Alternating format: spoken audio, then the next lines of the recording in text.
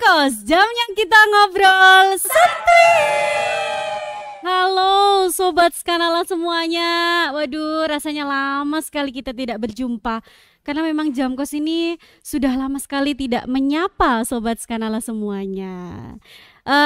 Sekali lagi saya ucapkan untuk Sobat Skanala semuanya, jangan lupa like, komen, dan subscribe YouTube SMK Nasional Malang. Oke, karena kita sudah lama sekali tidak mendatangkan bintang tamu yang luar biasa. Bintang tamu kali ini adalah seseorang yang sangat luar biasa, termasuk dalam salah satu daftar orang yang saya idolakan. Dan beliau sudah hadir bersama saya di sini. Bapak, aduh, kalau dipanggil Bapak rasanya masih terlalu muda. Jadi saya manggilnya Mas Anas in Action. Selamat pagi, Mas Anas. Oke, semangat pagi. Pagi. Luar biasa, alhamdulillah. Oke, sebelumnya beliau ini terkenal dengan YouTube channelnya dan juga Instagramnya dengan username Anas in Action, betul? Yes, betul banget. Tapi biar Sobat Skanala semua lebih dahulu, ya Mas Anas. Iya, siap. Karena saya juga penasaran, ini gelar-gelar kok bisa sampai sebanyak ini tuh bagaimana cara meraihnya? Mas Anas CH, CHT, CTCM, CTOSB, betul? Apakah ada yang kurang? Sebenarnya panjang kayak kereta api, ya. Gitu.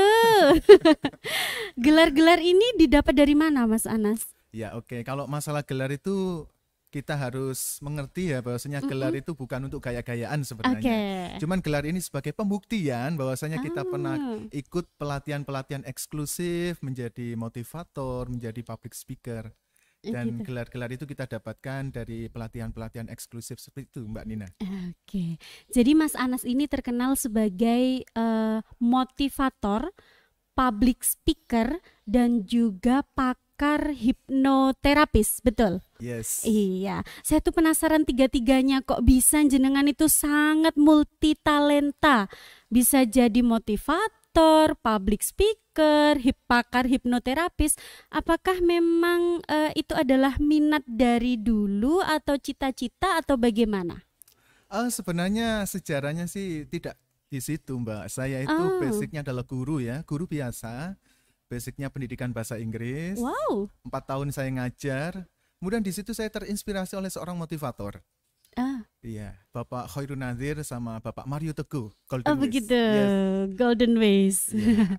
Kemudian saya lihat kok ini orang-orang tersebut bisa meluaskan manfaat gitu ya, bantu banyak orang, memberikan solusi. Akhirnya saya berkeinginan sebenarnya untuk membantu teman saya awalnya. Curhat gitu ya. Akhirnya saya mendengarkan curhatannya, lama-lama kok asik ya menjadi pendengar yang baik gitu. Tapi nggak cukup di situ. Saya ingin memberikan pesan, memotivasi gitu ya. Akhirnya saya belajar teknik motivasi. Awalnya jadi guru, kemudian menjadi guru motivator, dan sekarang murni di motivator dan public speakernya.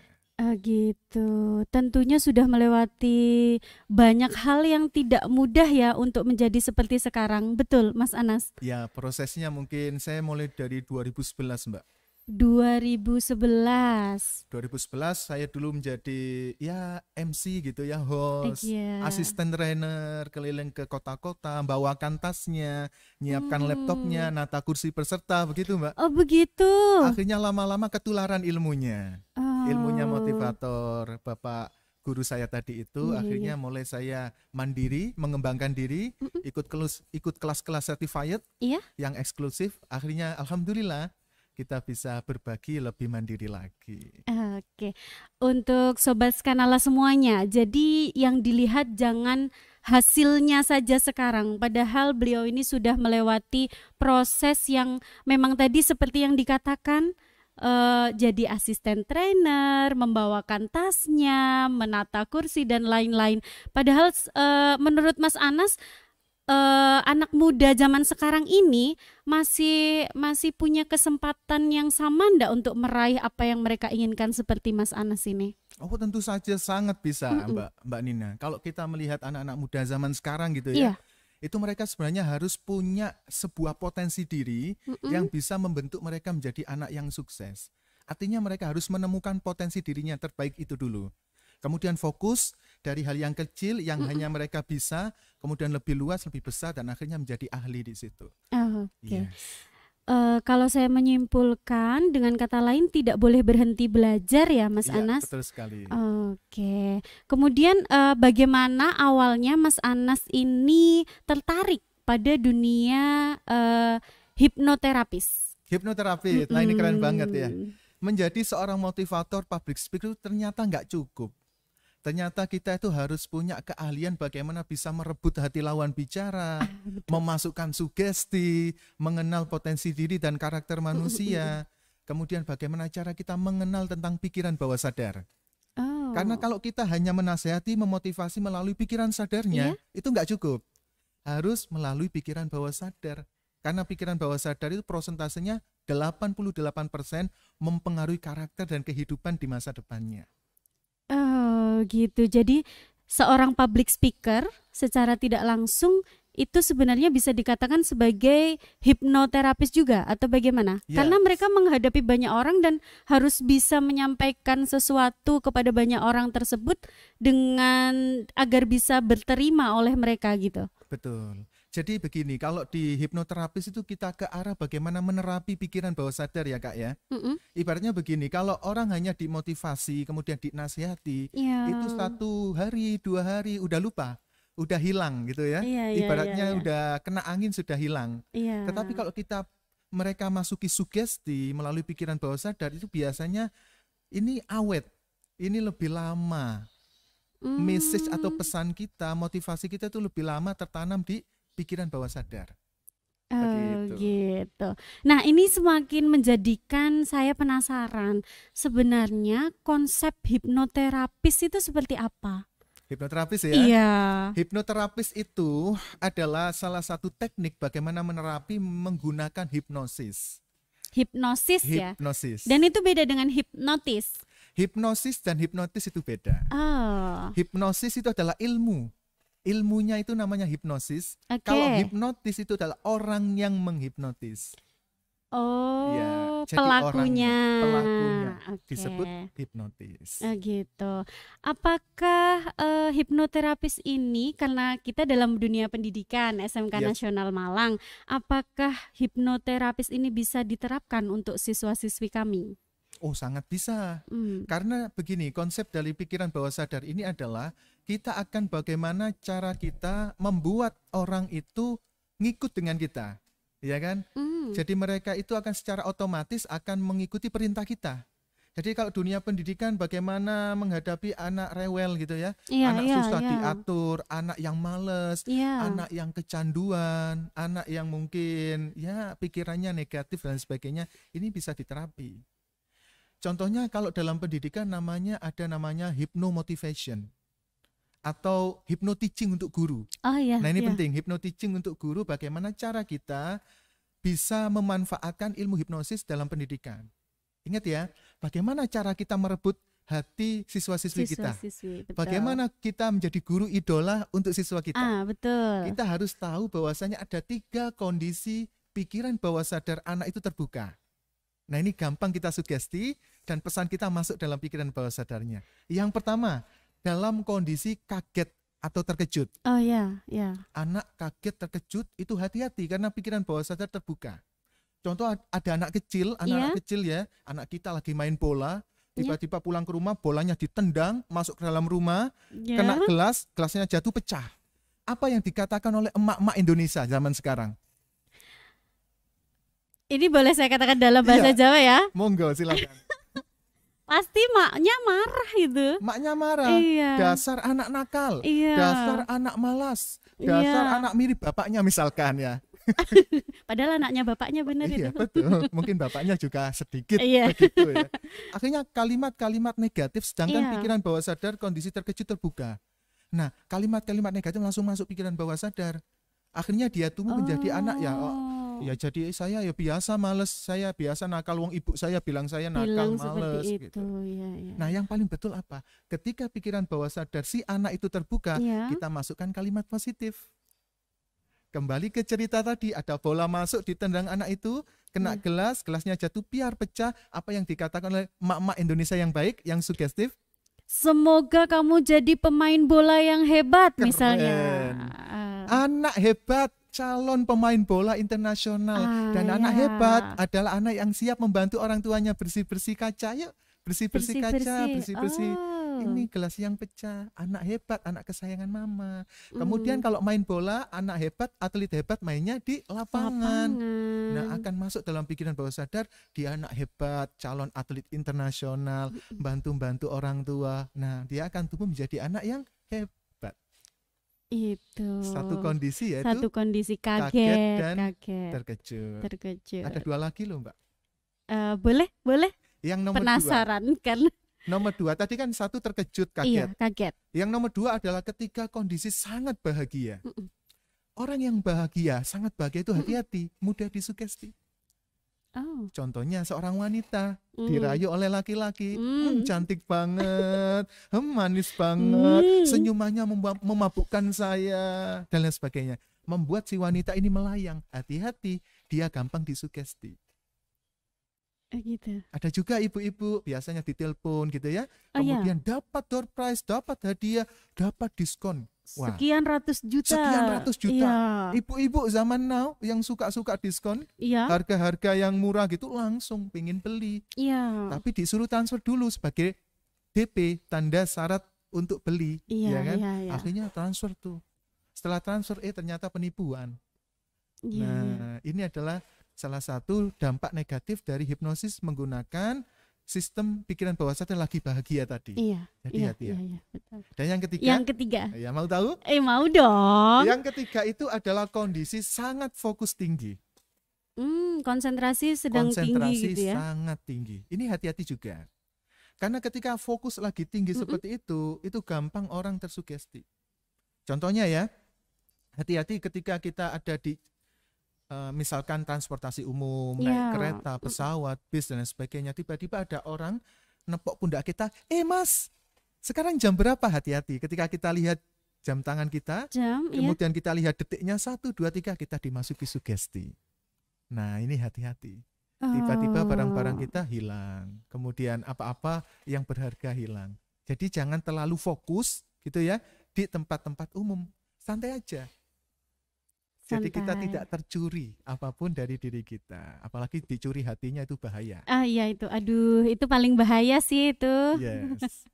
Jadi ada 3 kondisi tadi, kaget, terkejut, sedang sangat bahagia, dan sedang konsentrasi tinggi.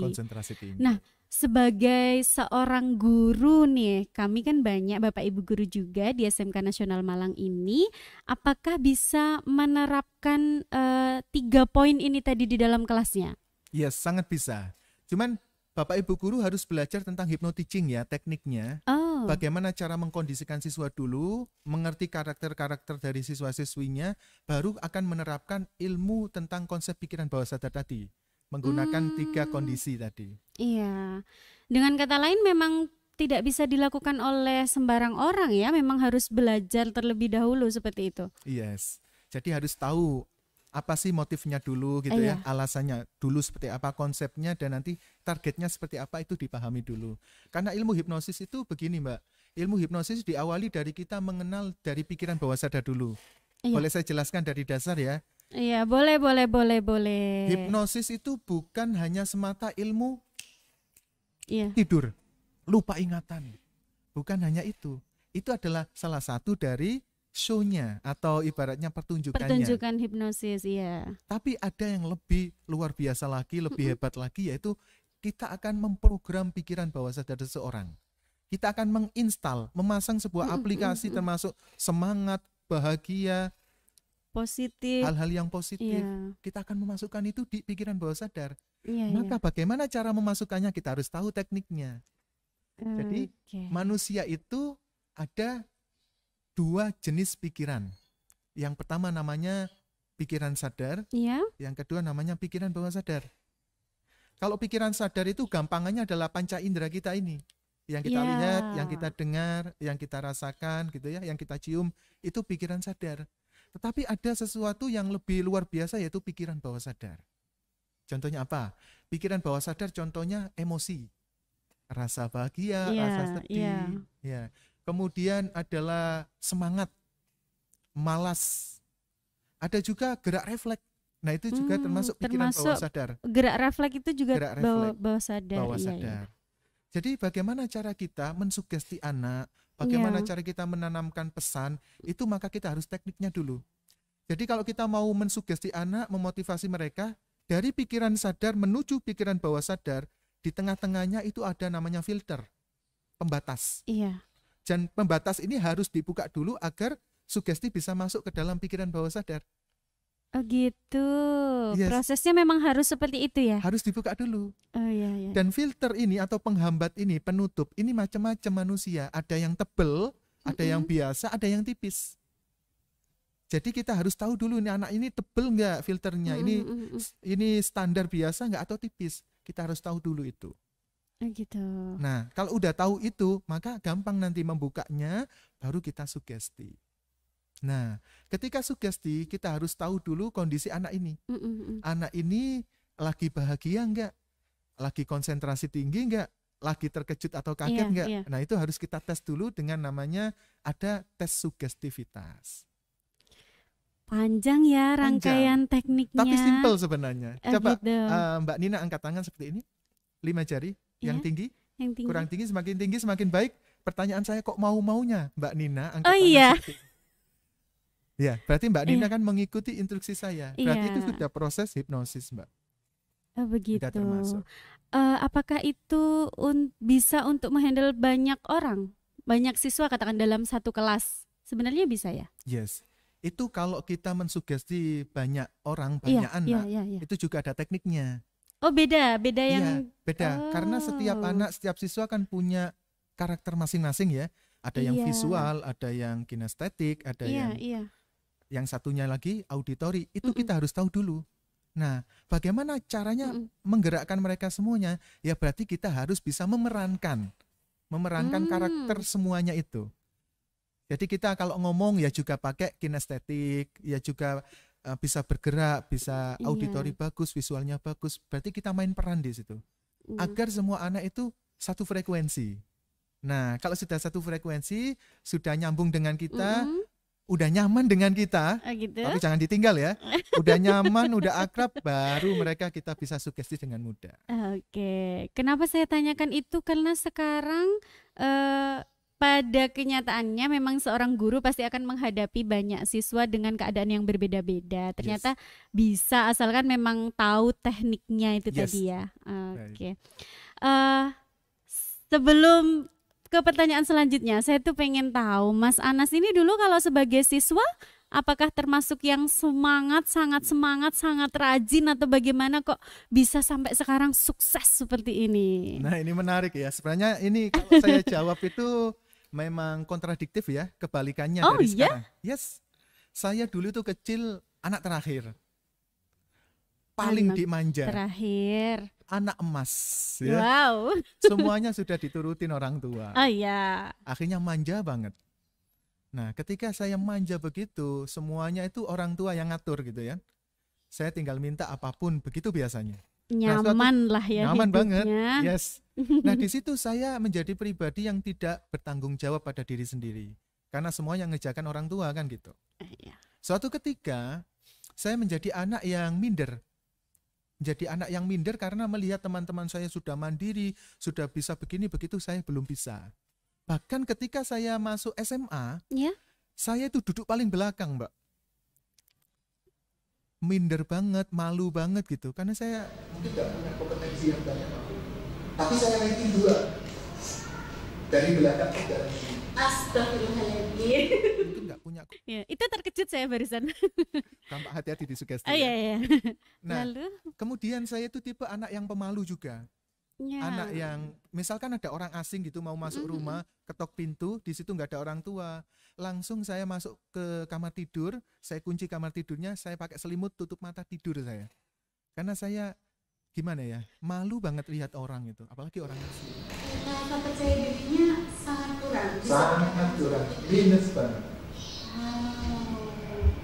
trigger apa yang bisa menjadikan Mas Anas sampai seperti ini? Nah, ini penting ini bagi teman-teman, adik-adik, Bapak Ibu semua yang mendengarkan saya.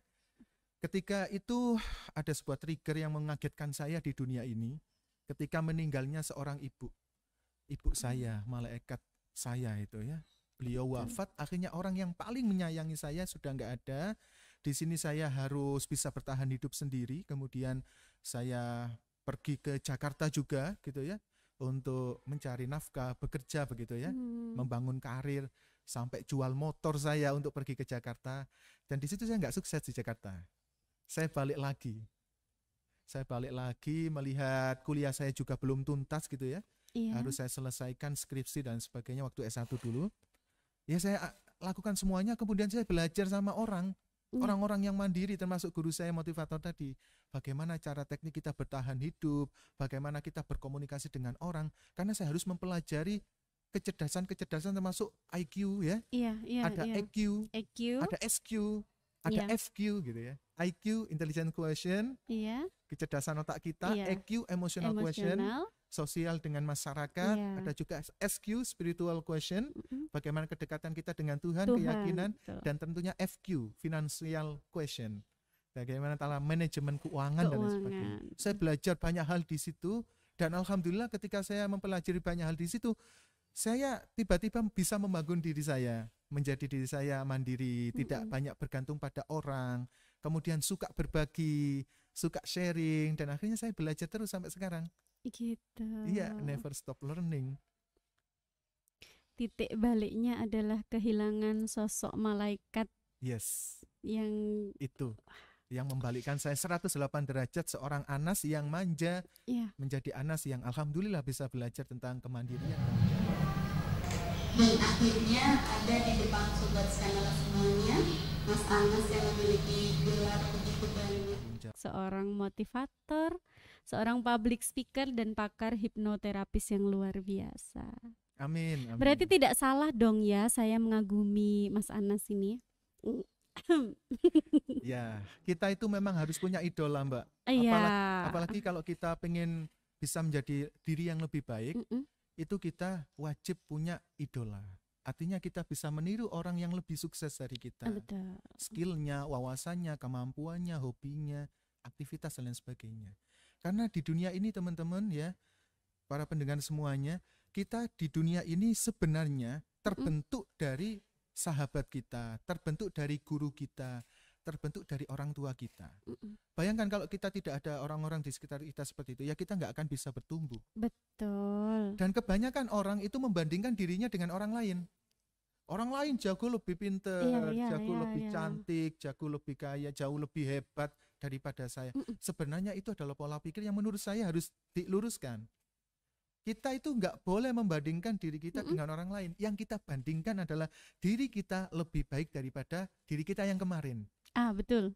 Diri kita esok harus lebih baik daripada diri kita sekarang. Maka lakukan 3 kunci. Yang pertama adalah setiap hari harus punya ilmu baru, minimal 1. Yang kedua harus punya teman baru, minimal 1. Yang ketiga harus punya kegiatan atau hal baru agar kita terus bisa KISS. KISS itu apa? KISS. Kreatif, inspiratif, sugestif, dan semangat. Nah, KISS. Saya suka KISS yang ini. Yes. Kreatif, inspiratif, sugestif, dan semangat. Mantap sekali. Oke, kembali lagi ke dunia pendidikan nih Mas Anas. Yes. Kita sudah bahas masa Mas Anas menjadi siswa, ternyata naik turunnya seperti itu, titik baliknya seperti itu. Kemudian dari yang minder sampai mempunyai percaya diri dan menjadi public speaker itu kan pasti luar biasa sekali. Nah, untuk sobat Skanala semuanya, ini kan pasti masih ada dan masih banyak yang terlalu malu untuk tampil di depan umum. Apakah mungkin Mas Anas ada kiat khusus untuk seluruh sobat Skanala semuanya? Ya, mantap ini. Ini berarti hubungannya dengan ilmu public speaking ya? Iya. Ilmu public speaking, ada sebuah cerita di luar negeri sana, itu banyak istilah begini. Sesuatu yang paling ditakutkan itu bukanlah kematian, tapi berbicara di depan banyak orang. Ya. atau public speaking itu jauh lebih ditakutkan daripada kematian. Kematian. Mengapa? Karena di sana kalau jadi kaya itu lebih mudah daripada bisa handle orang, memimpin orang, memimpin diri sendiri juga. Iya. Jadi kalau kita ambil kesimpulan bahwasanya ternyata public speaking itu adalah satu skill yang tidak bisa dimiliki banyak orang kalau tidak dilatih. Tetapi manfaatnya sangat luar biasa. Luar biasa, iya betul. Karena ilmu menjadi orang yang kaya ada dua. Yang pertama nomor satu adalah ilmu bisnis, yang kedua ilmu komunikasi. Atau termasuk public speaking. Public speaking ya. Masalahnya ada orang yang pandai komunikasi, ngomong dua arah gini ya. Iya. Tatap muka ya. Itu bisa curhat, hibah, gosip, bisa. Nah. Ya kan? Tapi kalau ngomong di depan banyak orang nggak bisa. Itu. Ada yang seperti itu. Ada juga orang kalau ngomong di depan banyak orang pinter, pandai, cerdas. Tapi kalau empat mata itu sering menyakitkan hati. Nggak bisa mengerti perasaan orang. Gitu. Nah, bagaimana cara menjadi pribadi yang punya komunikasi yang bagus? Berarti kuasai bagaimana teknik bisa komunikasi personal bagus, public speakingnya juga bagus. Nah, kalau public speaking gimana sih cara praktisnya? Iya, ya kan? itu. Nah, public speaking itu kan rata-rata orang suka nervous, gugup, grogi, demam panggung, sampai pingsan loh ya kadang-kadang. Ada. Atau ngeblank. Bisa. Dilihat ada orang, waduh kok mirip mantan saya dulu. Waduh, langsung hilang tuh langsung semua. Hilang. Nah, iya, kenapa? Benar. Karena nggak punya formula bagaimana bikin materi yang bisa terstruktur anti blank. Gitu. Yes. Ya. Jadi ada ini tips yang mungkin bisa kita pakai dan praktekkan ya, Kak ya. Ada formulanya ya, ada berarti formulanya. Mas Anas ya. Public speaking itu formulanya itu harus COVID dulu. COVID. Harus siap COVID dulu. Pasti ini COVID bukan dalam arti coronavirus disease dong. Enggak dong. Oh, enggak dong, yang lain dong. Iya, kita kan ingin sehat. Iya dong. Jadi COVID-nya apa nih? Jadi COVID ini singkatan dari 3 elemen atau pondasi dasar dalam public speaking. Yang disingkat COVID. Yang pertama yaitu konten. Konten. Atau isi materi. Iya. Harus manfaat, berkualitas, berbobot, dan solutif. Bermanfaat untuk banyak orang konten agar ditonton juga oleh banyak orang. Oke, konten. Oke. Yes. Yang kedua adalah singkatan dari visual. Yes, yaitu penampilan kita. Iya. Maka penampilan jangan dianggap remeh. Karena penampilan ini adalah salah satu faktor menambah tingkat kepercayaan diri sebanyak 25%. 25%. Coba bayangkan Mbak Nina misalkan bangun tidur gitu ya, hari Minggu gitu ya, pakai baju tidur, dipakai terus sampai siang jam 12, kira-kira semangat nggak? Masih tetap pakai baju tidur? Enggak, berkurang deh semangatnya. Berkurang malah ya. Coba Mbak Nina bangun tidur hari Minggu jam 8, wah saya pingin pergi nih wisata atau ketemu sama teman-teman, pakai baju yang rapi, wangi, udah mandi, kira-kira semangat nggak? Semangat Pol. Maka penampilan itu menambah tingkat semangat kita. Dan ingat, menjadi seorang public speaker itu akan menjadi pusat perhatian dari banyak orang. Iya, betul. Ribuan mata memandang kita. Betul. Because we are the star in the stage. Iya, betul. Kita pusat perhatian. Maka jangan sampai penampilan kita itu bikin mereka nggak nyaman. Iya, betul. Masa ada public speaker menggunakan baju yang nggak rapi, belum disetrika, kancing bajunya keluar satu, memakai warna yang tidak sesuai, atas warna coklat, betul. Yang ini warna putih, bawahnya warna hijau, sepatunya warna merah. Itu public speaker atau badut gitu kan ya? Iya. Maka visual ini harus kita, teman-teman, harus kita perhatikan karena kita itu adalah salah satu pusat perhatian di sana. Dan kemudian kita harus sesuaikan dengan topik atau tema dari acara tersebut. Iya, betul. Itu adalah visual. Konten visual. Yes. Apalagi seorang guru tidak mungkin berpakaian asal-asalan ya. Benar. Yes. Iya. Yang ketiga nih Yang apa ketiga nih? terakhir adalah D. Yaitu delivery. Penyampaian. Yes, delivery ini bukan yang kirim barang, pesan makanan. Betul. Delivery di sini adalah bagaimana cara menyajikan, menyampaikan materi dengan memukau, dengan istimewa, yang sangat interaktif, dan harus menguasai 5 tekniknya. Kita bahas di sini. 5 tekniknya? 5 teknik.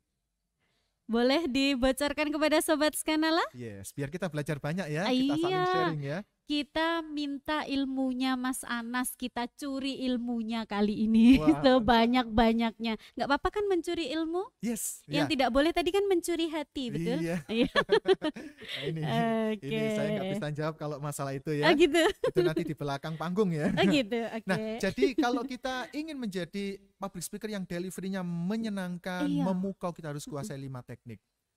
Maka dijamin audien Anda akan tersepona dengan Anda. Tersepona. Apa aja tekniknya? Yang pertama adalah opening yang memukau. Opening. Yes, dengan kalimat-kalimat yang positif, yang semangat. Ini harus kita kuasai openingnya. Bisa juga dengan tebak-tebakan, bisa dengan storytelling, bisa dengan games, atau bisa dengan main sulap. Mas Anas juga mahir main sulap kah? Boleh. Kita misalkan pakai sulap ya, sulap yang gampang aja ya. Boleh. Bisa praktekkan guru sama siswa juga boleh. Oke, ini beberapa teknik untuk penyampaian tadi ya. Penyampaian. Opening opening yang memukau tadi. Boleh ya ditunjukkan trik sulapnya? Yang simpel kita coba pertama main magic number namanya ya. Magic number, iya. Nomor ajaib gitu ya. Iya, nomor ajaib. Penasaran nih. Jadi aturan mainnya adalah nomor ajaib ini adalah nomor 20. Jadi nomor ajaibnya adalah angka 20. Nanti Mbak Nina sama saya gantian menyebutkan angka berurutan, misalkan 1, 2, 3, 4 sampai 20. Yang dapat angka 20 pemenangnya. Oke. Kemudian syarat kedua boleh menyebutkan angka maksimal 2 angka. Misalkan Mbak Nina bilang 1, saya bilang 2, boleh bilang 2, 3 juga boleh. Maksimal 2 angka. Yes. Nanti terakhir yang dapat angka 20 pemenangnya ya. Kita bisa coba ya? Bisa. Mbak saya deg-degan. Ya, Mbak Nita, ya tarik nafas dulu, hembuskan, relax. Mbak Nina dulu apa saya dulu nih? Saya dulu. Oke, ladies first. Ladies first. Saya akan selalu memberikan yang pertama kepada seorang yang spesial. Terima kasih. Siap, silakan Mbak Nina. 1, 2, 3, 4, 5, 6, 7, 8, 9, 10, 11, 12, 13, 14, 15, 16, 17, 18, 19, 20. Apakah itu kebetulan? Kita coba lagi ya. Sekarang saya dulu atau Mbak Nina? Mas Anas dulu. Oke, cepat ya. Yuk, let's go. 1, 2, 3, 4, 5, 6, 7, 8, 9, 10, 11, 12, 13, 14, 15, 16, 17, 18, 19, 20. Sebentar, kok saya kalah terus ya? 1, 2, 3, 4, 5, 6, 7, 8, 9, 10, 11, 12, 13, 14, 15, 16, 17, 18, 19, 20. 3-0 loh ya. Sudah cukup sepertinya 3-0, jangan sampai 4-0 seperti MU kemarin. Oke, jadi gimana kita tuh? Kok ingin bisa membuatkan sebuah impresi atau ibaratnya siswa-siswi kita itu tertarik dengan kita dengan cara main sulap, itu kita harus tahu triknya dulu. Jadi semuanya tadi itu bukan kebetulan tapi main trik, Kak. Main trik. Jadi ada triknya. Ada triknya. Biar menang. Biar menang. Mas Anas tahu triknya biar saya kalah terus. Kita harus kuasai triknya dulu. Triknya adalah kalau bisa dibongkar boleh. Boleh? Mau dibongkar? Boleh. Boleh ya dibongkar? Boleh. Biar Sobat Skanala nanti main itu. Boleh. Jadi permainan angka magic number, angka 20 ini ya, kata kuncinya atau angka yang harus kita menangkan sebelum 20 adalah angka 17. Jadi angka kuncinya adalah di 17. Oh ya, jadi sebelum ke 20, kalau dapat 17 pasti dapat 20. Pasti dapat 20. Oh gitu. Oke. Jadi kita harus memenangkan angka 17. Tapi saya punya trik, mulai dari angka bawah saya sudah paham. Saya sudah hafal. Nggak harus angka 17, angka berapapun yang Anda sebutkan pasti saya menang. Itu yang membuat saya kalah, Sobat Skanala semuanya. Yes. Jadi ibaratnya gini ya, kalau kita bisa memenangkan hati lawan bicara kita, memenangkan pikiran mereka, maka kita harus punya trik, punya strategi untuk itu. Salah satunya tadi kalau kita pengen bikin heboh audiens kita di awal opening yang memukau, pakai magic tadi juga bisa. Pakai storytelling, kemudian suara yang semangat, itu juga harus dikuasai. Bayangkan ketika ada guru masuk kelas, Assalamualaikum warahmatullahi wabarakatuh. Anak-anak silakan duduk yang rapi, buka bukunya halaman 2, kerjakan poin 1 sampai 2, 5 menit nanti dikumpulkan. Saya aja dengernya males. Males. Tapi kalau guru datang, Assalamualaikum warahmatullahi wabarakatuh, semangat pagi. Oke, angkat tangan kanan, katakan saya semuanya. Yang pengen jadi anak sukses siapa? Saya. Yang pengen jadi anak hebat siapa? Yang pengen cepat dapat jodoh siapa? Saya. Nah, saya itu. Kalimat-kalimat seperti ini salah satunya adalah opening yang memukau, membuat mereka semangat. Nah, maka kuncinya adalah ketika kita tampil di 10 menit pertama, kita harus bisa memberikan energi positif yang semangat, yang luar biasa. Agar mereka mengikuti kita sampai selesai. 10 menit pertama menentukan fokus audiens kita sampai selesai. 10 menit pertama, kuncinya di situ. This is the gold time ya, waktu emasnya. Itu baru satu. Iya. Masih ada 4. Ada 4 nih. Mau dibongkar semuanya? Boleh. Yang kedua. Spesial ya. Yang kedua setelah opening yang memukau adalah teknik olah vokal. Jadi public speaking itu jangan sampai suara kita monoton terus. Iya, betul. Bayangkan kalau kita mendengarkan seorang penyanyi pakai nada do terus, gimana rasanya? Itu namanya bukan menyanyi.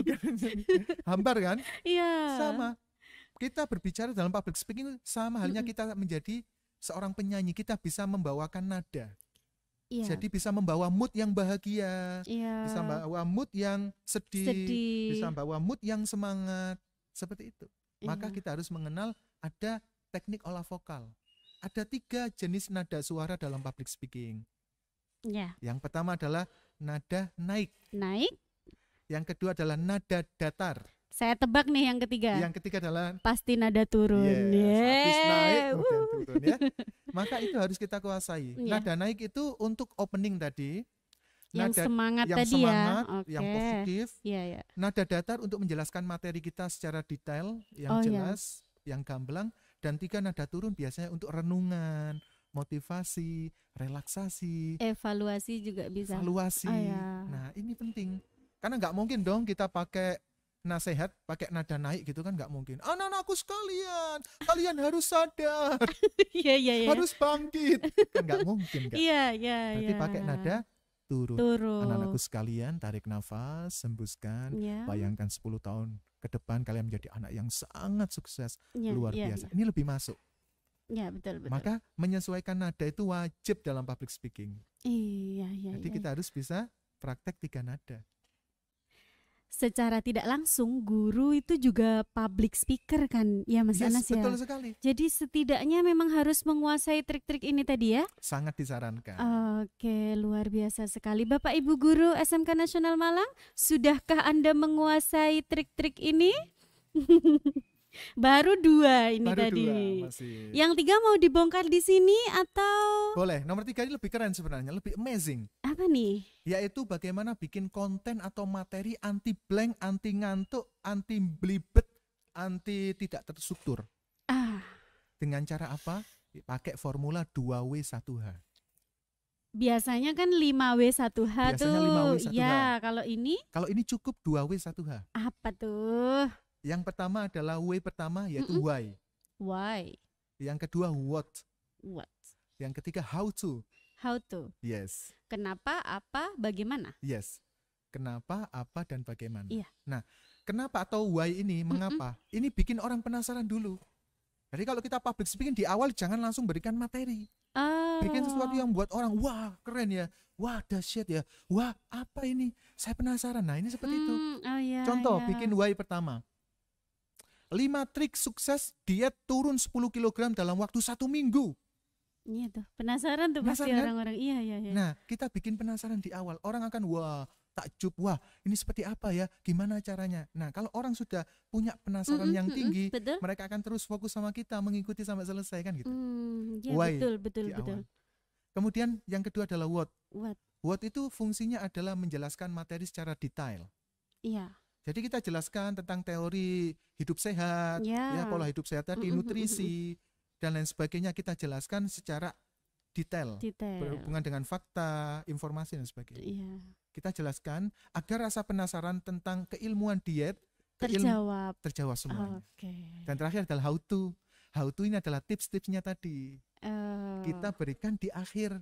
Mengapa kita berikan di akhir? Karena sesuatu yang menarik harus ditaruh di akhir.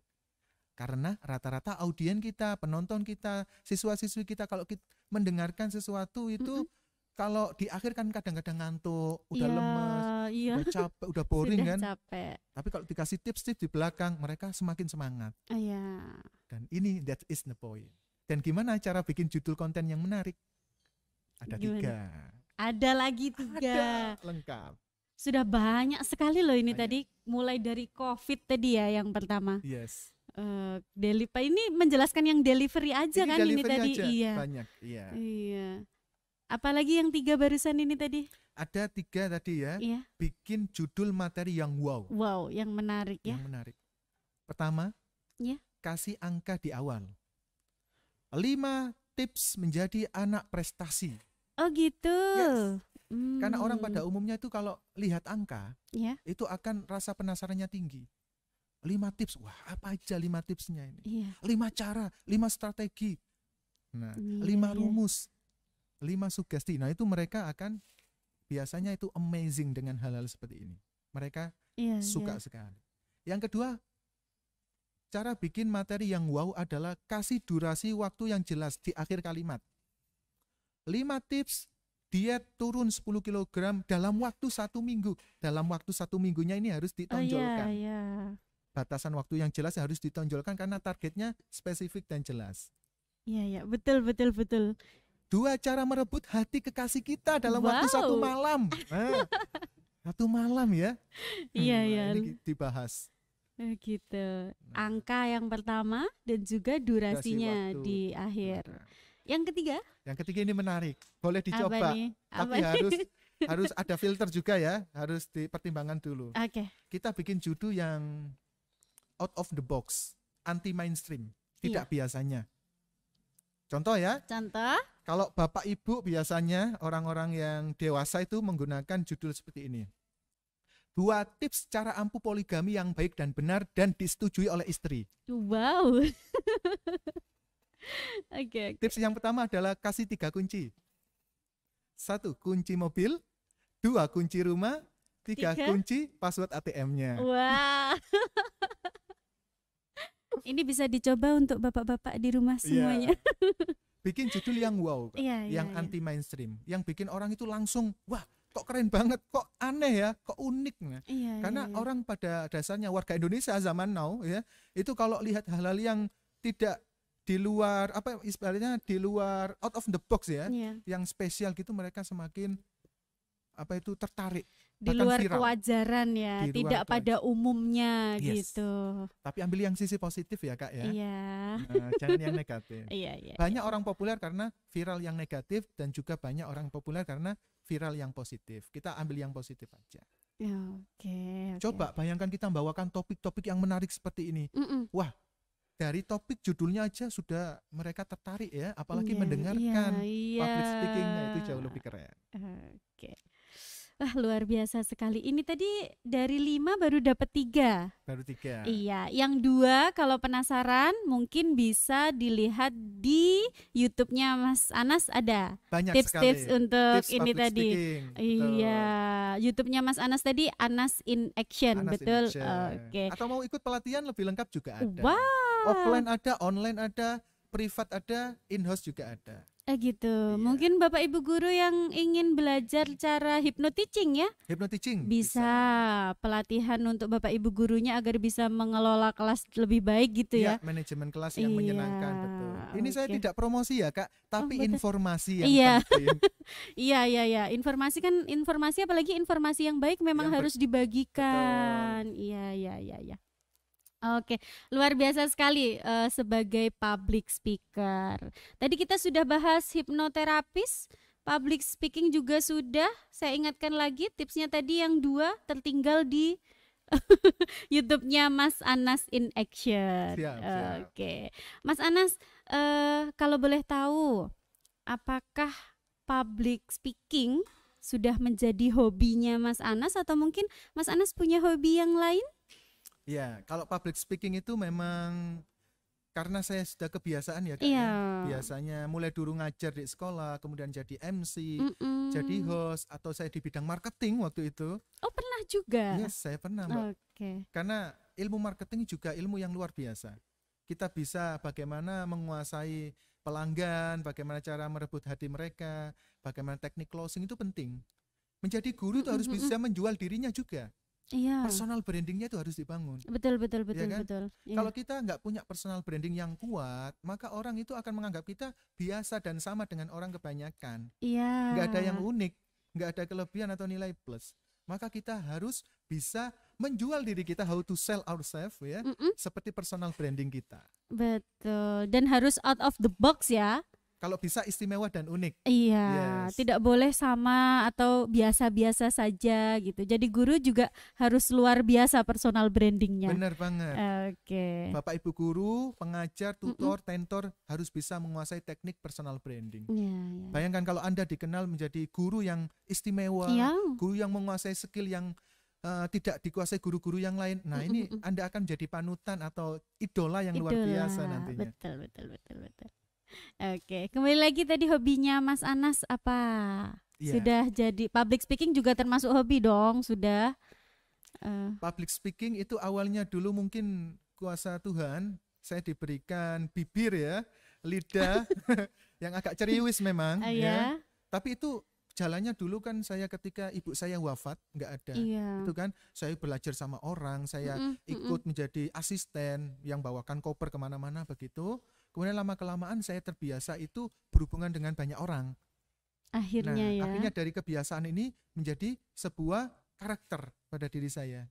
Kemudian saya suka membaca buku, nonton film, kadang juga nyanyi, kadang juga seneng ngobrol sama orang baru. Akhirnya lama-kelamaan terlatih untuk ini komunikasinya. Tapi kalau dibilang hobi saya banyak sih. Oh ya? Hobi saya banyak traveling gitu ya. Saya suka traveling. Kemudian ini bikin konten gitu, itu juga hobi. Oh, bisa dikatakan Mas Anas ini konten creator juga ya berarti ya? Ya, bantu-bantu temen lah seperti endorse ya. Ada yang punya toko, misalkan kemarin ada toko baju ya di Malang, itu keren banget, murah. Ya sudah, kita promosikan, kita bikin konten. Ya lumayan kan bantu juga. Nah, dari hobi-hobi seperti itu kan diasah terus vokal kita. Nah, akhirnya bisa sampai seperti sekarang ini gitu.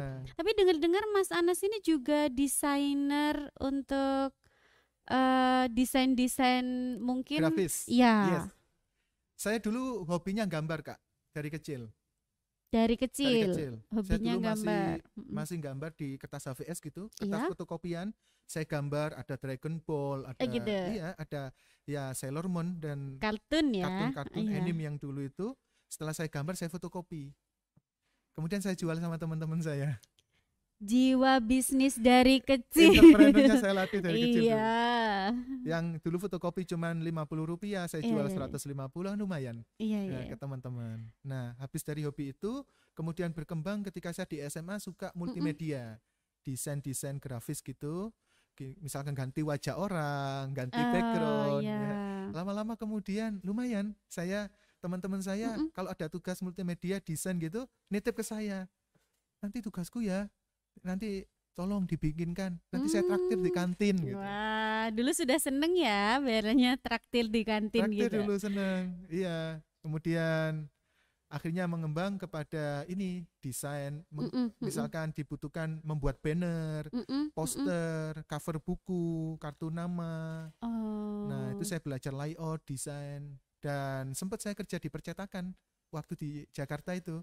Waktu saya merantau yang saya ternyata nggak bisa maksimal ya, sempat saya kerja di percetakan. Sebelumnya saya malah jadi marbot, bagian bersih-bersih musola, jaga musola itu ya. Kemudian kerja di percetakan tadi, akhirnya saya tahu nih bahan-bahan kertas apa, kemudian konsep-konsep desain seperti apa. Dan alhamdulillah sampai sekarang itu ternyata sangat-sangat dibutuhkan untuk bikin konten. Apalagi kita sudah masuk digital era ya. Iya, betul, apa-apa betul, sudah betul. online ya. Iya. Kalau kita pandai desain, pandai bikin poster dan sebagainya kan, maka itu kita dibutuhkan banyak orang. Akhirnya saya juga kadang-kadang teman saya nitip, Mas bikinkan logo. Gitu. Mas tolong slide desain saya diperbaiki. Mas tolong bikinkan poster. Mas bikinkan banner. Ya sekedar hobi-hobi kecil lah, tapi bisa membantu banyak orang, ini keren. Mas Anas bilangnya hobi kecil, tapi itu bisa sampai seperti ini, sangat bermanfaat untuk orang lain, menghasilkan juga untuk diri sendiri. Benar. Untuk pribadinya Mas Anas. Benar. Luar biasa sekali. Tapi yang perlu Sobat Skanala semua ketahui, semuanya itu melalui proses yang panjang, dan tentunya Mas Anas tidak patah semangat ya. Benar. Karena gini Kak, ketika kita itu berhenti dan tidak inovasi, maka di situ kita akan jatuh. Contoh, kita naik sepeda motor itu ya. Betul. Kalau kita berhenti mengayuh, maka kalau kita nggak seimbang pasti jatuh kan. Iya. Maka hidup itu harus terus berjalan, terus belajar, terus kreatif, terus inovatif. Maka saya suka teori ATM juga sih. ATM ada lagi nih. Oke. Amati, tiru, modifikasi. Amati, tiru, modifikasi. Yes. Sebenarnya segala sesuatu di dunia ini kan sudah ada. Iya, betul. Tinggal kita kreatifnya seperti apa, mau kita inovasi enggak gitu. Mau kita perbaiki lebih baik enggak. Nah, ternyata meskipun saya menjadi public speaker, menjadi seorang motivator, ternyata enggak cukup di situ. Saya juga senang content creator, saya juga senang YouTuber, desainer. Karena apa? Saya mengikuti zaman, kebutuhan saat ini. Karena saya sadar bisnis itu suatu saat akan pasti selesai. Iya. Ibaratnya ada masanya. Ada masanya. Iya. Seperti kurva S gitu ya. Datar, naik, datar lagi. Nah, biasanya orang-orang pebisnis pemula ya, pertama itu biasanya kan susah nih naiknya. Datar terus, nggak laku-laku terus. Konsumen nggak balik lagi gitu ya. Akhirnya mereka suatu saat mereka bertahan, semangat naik tuh, meroket. Nah, ketika naik drastis, cepet banget. Wah, keren, kayak di atas awan ini, di atas angin ya. Keren, tapi suatu saat ingatlah, kompetitor banyak dan sebagainya, pelanggan kita mulai meninggalkan kita kembali datar lagi. Itu bisnis, apalagi usia kita suatu saat ya. Maka ketika kita sudah mencapai kurva S di atas gini, bikin kurva SS lagi yang lain dengan topik-topik baru, produk-produk baru, agar kita terus eksis dan kita sudah terlatih kreativitas. Nah, harus bikin S lagi, bikin S lagi. Nah, pertanyaan kita, berapa S yang Anda sudah lakukan selama ini? Berapa S yang sudah Anda lakukan selama ini? Ini bikin saya berpikir juga loh, Masya Allah. Saya dulu menjadi guru, wali kelas dan sebagainya, itu S pertama. Kemudian saya ke bimbingan belajar, menjadi marketing, menjadi kepala cabang, menjadi tentor favorit waktu itu, S kedua. Kemudian saya meluaskan manfaat lagi menjadi content creator, YouTuber, ada S ketiga. Kemudian belajar lagi menjadi motivator, public speaker, hipnoterapis, S keempat. Dari 4 S ini masih tetap berjalan. Dan disinilah banyak sumber-sumber rezeki yang saya dapatkan. Termasuk saya belajar ilmu bisnisnya di situ. Jadi memang tidak perlu, tidak hanya satu S ya, memang harus banyak begitu ya. S, iya. Intinya adalah tidak boleh berhenti belajar itu tadi.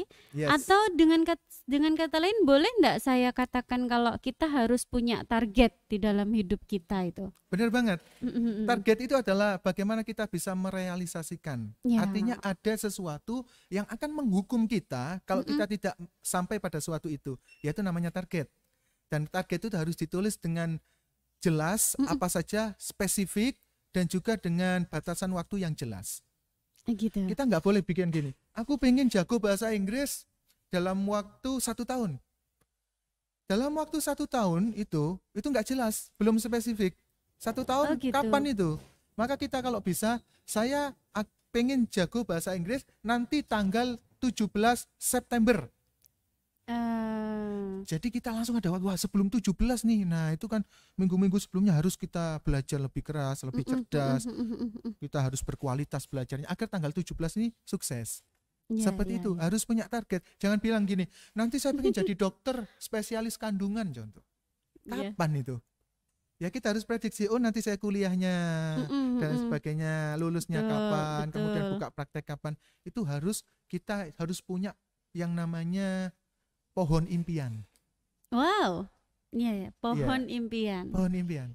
Jadi kita gambar pohon nih Kak, dari bawah akar, kemudian batang, kemudian ranting-ranting sampai atas daun-daun, sampai kuncup bunga di atas misalkan. Boleh. Nah di akar ini anggap usia kita, ini sampai tahun berapa nih, gini. Nanti batang ini kita impiannya apa kita tulis, sampai tahun berapa, detail tahunnya berapa gitu. Kemudian ke atas lagi. Jadi kita nanti target usia 30 itu jadi apa, usia 40 itu seperti apa, 50 seperti apa. Minimal itu ditulis. Kalau kita nggak jelas seperti itu ya kita tiba-tiba aja usia 30 ya gini-gini aja. Usia 40 ya tetap gini aja. Istiqomah tanpa batas Mas gitu misalkan. Nggak bisa. Jadi kalau kita ingin berkembang, kita harus tulis pohon impian kita. Dan kalau perlu ditaruh di tempat yang sering kita lihat. Iya, di kamar misalnya, tidur, betul, di atas cermin. Iya. Nah, di kamar karena mandi tiap juga hari boleh. pasti bercermin kan itu. Yes. Jadi kita diingatkan oleh impian-impian kita melalui gambar itu.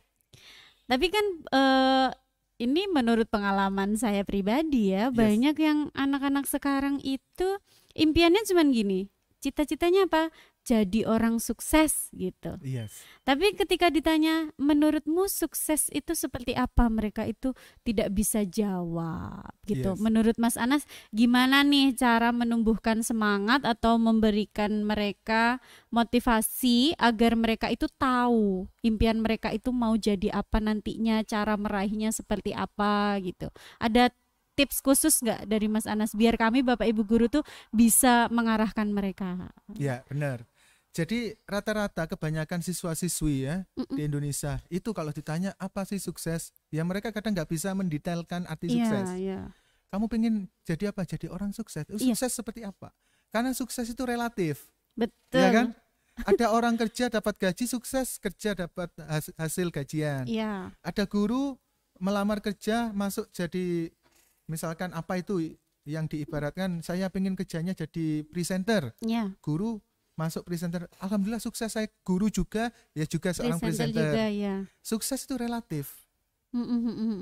Ukurannya macam-macam. Betul. Tergantung dari kapasitas personal itu sendiri. Gitu. Nah, tapi bagaimana sih cara kita membuat sebuah tips, membuat strategi agar kita itu bisa mencapai sukses yang kita inginkan? Pertama harus bisa memetakan potensi diri dulu. Kita itu bakat minatnya di bidang apa sih? Ya, nah itu harus tahu dulu agar kita tidak bisa membayangkan pokoknya saya sukses sebagai apa. Kita harus tahu gimana caranya. Ada 3 teknik bagaimana menemukan potensi diri. Pertama adalah tanyakan kepada sahabat-sahabat dekat kita, karena mereka yang tahu kebiasaan kita. Bakat apa, kayak kamu nyanyi, gambar, berpuisi atau apa, musik dan sebagainya. Yang kedua adalah tanyakan orang tua kamu. Karena mereka itu tahu kebiasaan kita dari kecil, ya kan? Nah, emosi kita, habit kita, karakter kita udah tahu. Cocoknya apa sih anak saya ini? Tanyakan. Yang ketiga adalah tanyakan gurumu. Karena guru ini juga termasuk adalah faktor penentu kesuksesan kita. Menemukan potensi diri terbaik. Kalau nggak ketemu 3, lakukan teknik namanya konseling sama coaching. Konseling, coaching harus dikuasai guru juga. Wah, ya. Bagaimana caranya? Biasanya kan guru, kamu itu jangan nakal, kamu gini-gini. Hanya sebatas kalimat menasehati. Tapi nggak tahu alasan dia nakal itu karena apa. Mungkin kurang perhatian di rumah, mungkin keluarganya broken home, mungkin mereka itu nggak ada yang menyayangi mereka, mungkin mereka punya masalah, bisa jadi menimbulkan reaksi yang negatif. Maka guru harus bisa teknik konseling dan coaching. Bedanya apa konseling coaching? Konseling itu adalah bagaimana ibaratnya membimbing mereka mengatasi masalah dari masa lampau sampai sekarang. Itu namanya konseling. Dari masa lampau ke sekarang. Oke. Kita harus bisa memberikan penyelesaian masalah mereka dulu. Mengapa mereka kok suka merokok, ya kan? Mereka suka telat sekolah, kemudian tidur malas dalam mengaji, kelas. malas sholat. Tidur ada ya? Tidur dalam kelas, mimpi kadang-kadang. Nah, kita harus bisa menyelesaikan masalah mereka dulu, yaitu dengan teknik konseling. Pendekatan secara pribadi dulu. Kita menjadi pendengar yang baik dulu. Biarkan mereka bercerita dulu, sehingga mereka sudah bercerita, mereka merasa nyaman dengan kita. Akhirnya mereka akan membuat komitmen pada diri. Oke, saya akan berhenti seperti ini, saya mengurangi seperti ini, Bu Guru. Terima kasih sudah membimbing saya. Ini konseling. Kemudian baru coaching. Coaching ini apa? Menemukan potensi diri dan menggali potensi diri mereka. Jadi sekarang sampai masa depan itu namanya coaching. Nah, baru nih setiap pribadi itu pasti punya potensi diri, ya kan? Pasti. Tidak ada anak, tidak ada siswa yang bodoh. Yang ada adalah mereka belum menemukan potensi diri terbaik mereka dan guru terbaik bagi mereka. Coaching ini guru harus selesai. Gimana teknik menemukan potensi diri mereka? Melalui apa? Ya tadi ya, tanya sahabat, tanya orang tua, tanya guru. Kemudian pemetaan di ini ya, biasanya di BK itu ya, di jurusan-jurusan itu harus itu dulu juga, dan mengenal karakter manusia. Karena karakter manusia ada 4, banyak lagi nih. Banyak lagi. Tidak, ini masih 4 tadi sudah ada yang 5. 4 apa karakter manusia? Yes. Apa itu? 4 karakter manusia. Disingkat PIES. Tapi PIES. Yes. P yang pertama adalah proaktif. Anak-anak yang punya karakter proaktif adalah yang keras kepala, idealis, mau menang sendiri, suka mendominasi. Ini bakatnya dalam menjadi leader, pemimpin. Yes. Jadi kalau pengarahannya benar, dia akan jadi pemimpin. Itu kalau dia lagi kepepet, itu melawan secara frontal, keras mereka. Iya. Tapi kita bisa merayu mereka, bisa menarik atau mengambil hati mereka. Caranya gimana? Orang-orang seperti ini punya kebutuhan emosi, yaitu ingin didengarkan. Ingin didengarkan sampai selesai dulu. Ngobrolnya, pokoknya jangan sampai menyela. Kita dengarkan sampai selesai. Nah, kalau sudah selesai, kebutuhan emosinya sudah tersalurkan dengan baik, mereka akan gantian akan mendengarkan kita. Nah, ini cara merayu bos dengan baik. Dengarkan semuanya. Dengarkan dulu bosnya. Yes. Itu tips untuk orang proaktif. Iya. Kemudian proaktif. Yang kedua adalah I singkatan dari interaktif. Kayak Mbak Nina, saya ini interaktif. Orang interaktif itu suka senyum, matanya bersinar, berbinar-binar, nada suaranya menyenangkan, harmonis, pokoknya menghidupkan suasana dia. Ini tipe-tipe orang interaktif. Yes, suka komunikasi. Tapi punya kelemahan. Apa itu? Biasanya tipenya pelupa. Karena dia punya banyak acara kesana kesini kadang-kadang lupa. Ya. Kemudian suka tinggal kemana-mana, bosenan gitu ya. Betul. Nggak mau di zona 1 gitu, zona nyaman. Suka kemana-kemana gitu. Suka sering senang-senang. Hati-hati nih kalau ada pasangan muda-mudi kawin, menikah, sama-sama karakter interaktif. Itu rumahnya di mana-mana. Nggak suka tinggal di daerah 1. Besok ada di puncak gunung, besok ada di laut, di dalam lautan, di hutan, yes, interaktif. Nah, bagaimana cara bisa mengikat hatinya atau mengambil hatinya? Mengambil hati, tipe interaktif ini tadi ya. Mereka itu karena suka pujian, ya, maka kita harus suka memujinya dari hal-hal mulai kecil sampai besar, suka dipuji mereka. Kalau mereka dipuji, wah keren, kamu kemarin gini ya, wow keren, kamu tadi pagi gini ya, keren banget, aku suka sekali. Mereka semakin semangat. Maka mereka semakin antusias melakukan yang lain, yang lebih keren. Itu interaktif. Iya. Mbak Nina suka nggak dipuji? Oh ya jelas, sebagai seorang wanita dan seorang tipe interaktif, sangat suka. Ini bisa diterapkan oleh Bapak Ibu Guru untuk mungkin mengenali karakter anak-anak juga ya. Ini tadi kan tipe karakter manusia. Karakter manusia. Proaktif, interaktif. Ada 2 lagi E. E singkatan dari empati. Yaitu orang yang sabarnya tinggi, luas hatinya. Terus keren banget problem solving, suka mendengarkan, menjadi tim yang baik. Orangnya sabar, cocok jadi customer service menghadapi masalah, menghadapi komplain. Nah, serahkan pada orang empatis, orangnya sabar banget. Karena dunia ini sudah dijalankan oleh Tuhan. Saya melaksanakan apa kewajiban saya sebagai peran sebagai manusia. Yang lalu biarlah berlalu sudah. Alhamdulillah. kamu kok telat kantor? Ya alhamdulillah aku sudah berangkat, pokoknya saya sudah berangkat, alhamdulillah sudah bisa kerja. Loh, kamu tadi kok nggak masuk ini? Ya kemarin sudah usaha, cuman hujan deras. Ya syukuran alhamdulillah saya sekarang bisa kesini lagi. Jadi tipe orang-orang seperti ini punya kelemahan.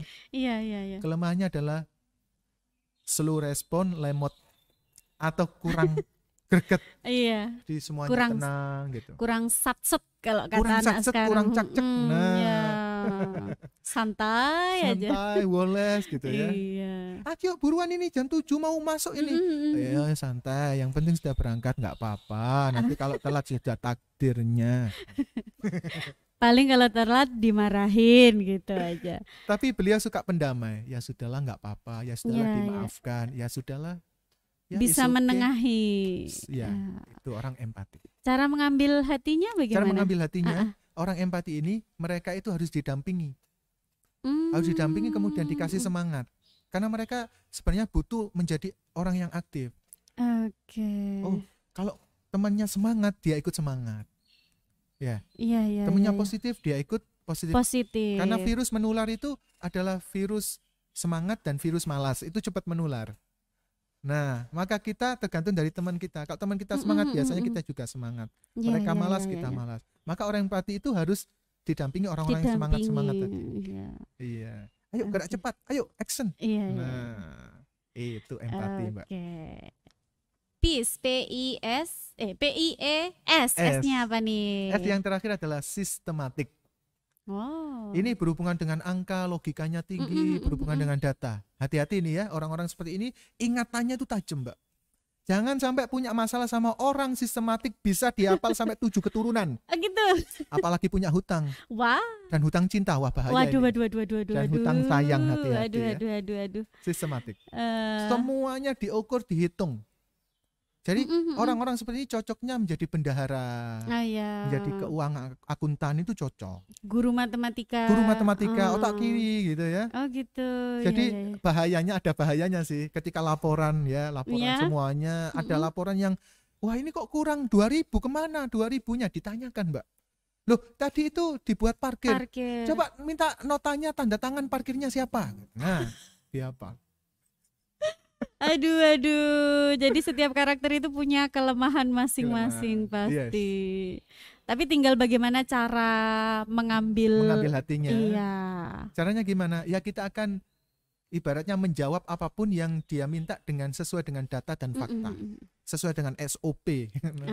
Sesuai dengan aturan. Maka mereka sudah selesai. Oke. Kamu adalah orang profesional. Terima kasih. Orang sistematik tuh ya. Kontra dengan yang apa tadi ya? Empatik. Sebelum itu interaktif. Yang I, ya. Tadi kan pelupa, bosenan. Nah, ya. Interaktif, itu suka lupa, betul. Nah, ini kalau menikah ini harus beda karakter. Jadi kita nggak boleh ibaratnya kita ngomong tentang karakter ya. Orang proaktif menikah dengan orang proaktif, wah itu sering perang itu.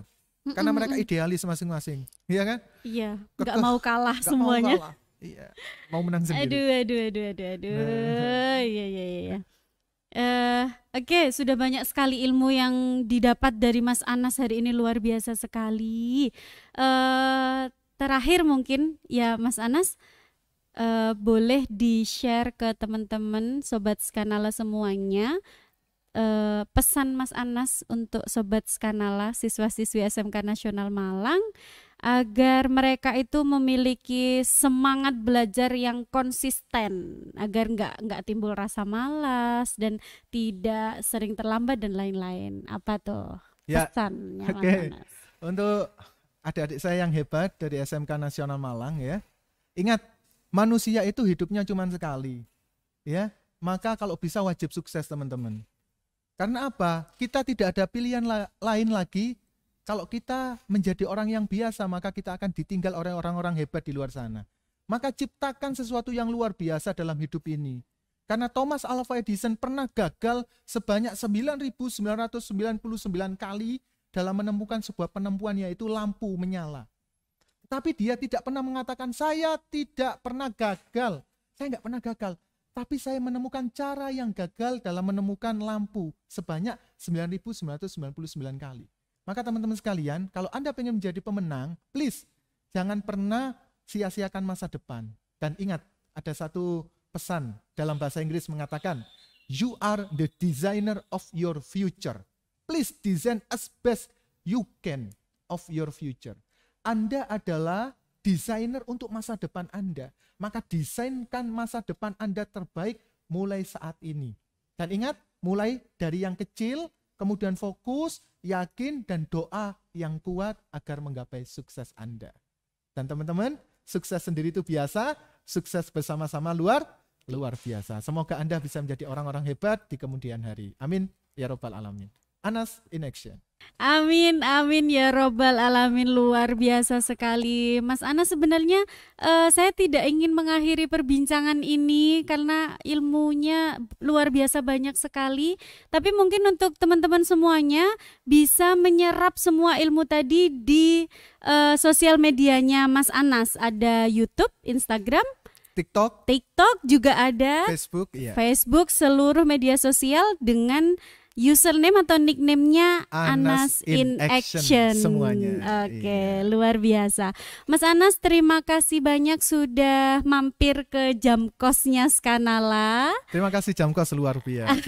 Semoga bisa bermanfaat dan sharing kita semakin menjadi pembelajaran kita menjadi lebih baik ya. Amin, amin ya Rabbal Alamin. Ilmunya luar biasa sekali. Terima kasih sudah bersedia membagi ilmunya kepada Sobat Skanala semuanya. Siap. Semoga kita masih bisa bertemu di lain kesempatan ya Mas Anas. Amin. Kita bahasa Inggris. Iya. Ikan hiu muter-muter, see you later. Oke. Ibu Kulsum beli sepatu. Iya. Wassalamualaikum warahmatullahi wabarakatuh. Waalaikumsalam warahmatullahi wabarakatuh. Ditutup dengan pantun dari Mas Anas yang luar biasa untuk Sobat Skanala semuanya. Sekali lagi saya mengingatkan, jangan lupa di like, comment, subscribe, dan juga di share ke semua media sosial kalian. Sampai jumpa kembali di Jamkos. Jamnya kita ngobrol santuy.